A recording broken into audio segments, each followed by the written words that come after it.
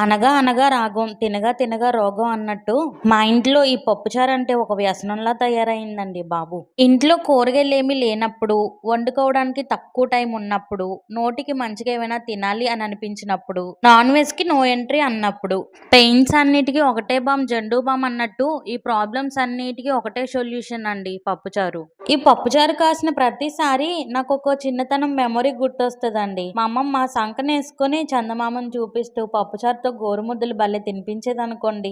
ఏదేమైనా వాళ్ళు ఓపికకి మెచ్చుకోవాలండి బాబు. 24 గంటలు సంకనేసుకుని భలే తిప్పేవారండి మనల్ని. ఎవరేమన్నా ఆ విషయంలో మనందరం చాలా అదృష్టవంతులమండి. ఇప్పుడు మా బుడతను నేసుకుని 4 అడుగులు వేసేసరికి నడుము 40 డిగ్రీలకు వంగిపోతుందండి. ఏదేమైనా చందమామకి పంతం ఎక్కువేనండోయ్. ఎంతమంది పిలిచినా రాలేదు గాని ఇప్పుడు మనల్నే తన దగ్గరికి తీసుకెళ్తుంది. సరే గాని సబ్స్క్రైబ్ చేసుకోవడం మర్చిపోకండి.